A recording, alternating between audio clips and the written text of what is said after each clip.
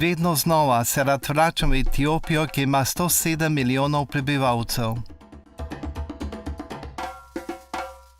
S to preizkušeno deželo sem se prvič srečal leta 1984, ko je zaradi lakote umrlo več kot 1 milijon ljudi, po večini otrok.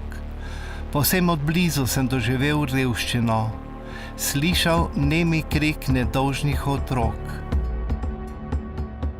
Doživel pa tudi veselje otrok, katerih oči žarijo, saj sta jim obraze zapisana dostojanstvo in lepota Božjega otroštva.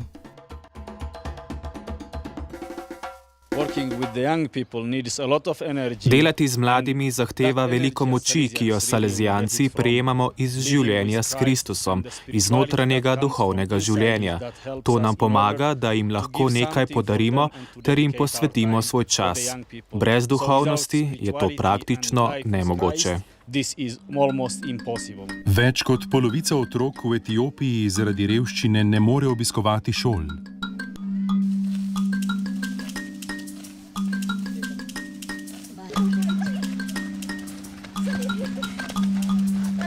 V naših šolah je več kot 13 tisoč učencev in dijakov, v njih pa imajo prednost otroci sirote in tisti, ki prihajajo iz družin s številnimi otroki.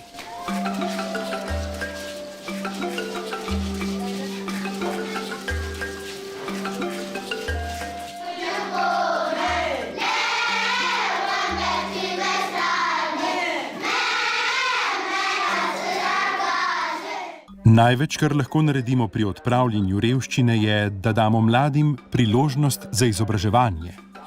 S projektom Botrstva dajemo številnim upanje, da bodo v življenju prišli do zaželenega poklica, ter otrokom preprečimo, da bi pristali na cesti. Občudujem, s kakšnim veseljem dijaki prisostvujejo tukaj pouku. Žal jih pa je na tisoče in tisoče v tej deželi, ki te priložnosti nimajo.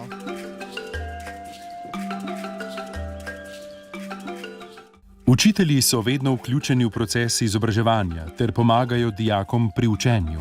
To pa se pozna tudi pri učnem uspehu učencev.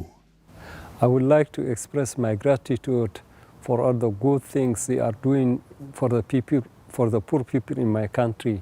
Zahvaljujem se vam, da so revni prišli do vode, za prostovoljce, za medicinsko pomoč, gradnjo šol, za programe na področju izobraževanja in kmetijstva, predvsem pa za dar botrstva, ter da imajo mnogi vsak dan obrok hrane. Prosim, pomagajte nam še naprej. Most of all, I would like to thank you for the sponsorship program for the young people to go to school.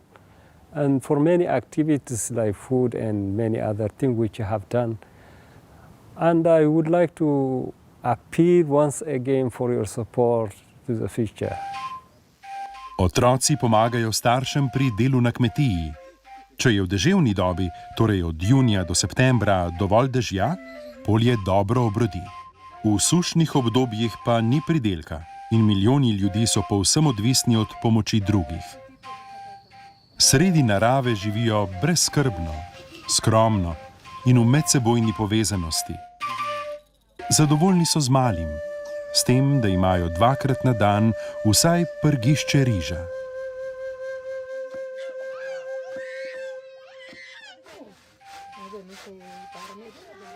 Kljub pomanjkanju otroci ne izgubijo veselja do življenja. Večino prostega časa pomagajo staršem pri kmečkih opravilih.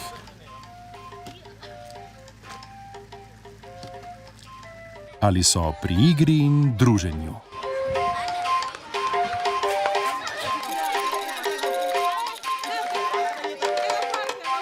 Preden otroci odidejo v šolo, gredo k bližnjemu vodnjaku po vodo.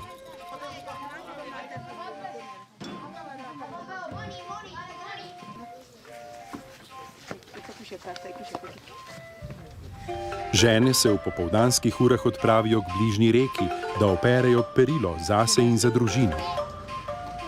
Tam se srečajo z drugimi ženami, ter se z njimi pogovarjajo. Številni nimajo dostopa do čiste vode, Po večini je voda kalna, umazana, kar pri otrocih vodi do okužb. Diareja in kolera sta pri otrocih najpogostejši vzrok smrti.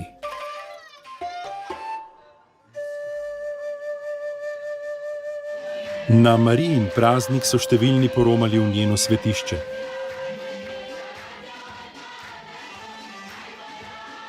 Prihajali so s culami v rokah in bosi, otroci, mladi in starejši. Vsak izmed njih si je želel zagotoviti prostor v bližini Marijine podobe.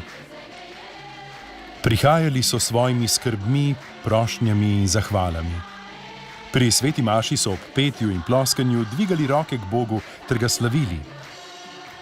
Obrazi so jim žareli, saj so drug drugemu dali vedeti, da je lepo biti del skupnosti, ki ve, zakaj se splača živeti.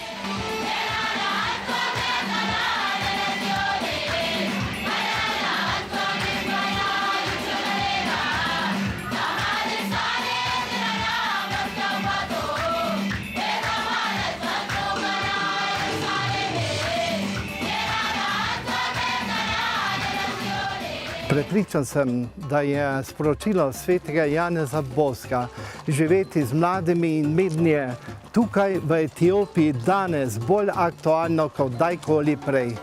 Kadar se med njimi ter odmislim malarijo, lakoto in bolezni, zapadem brezčasje.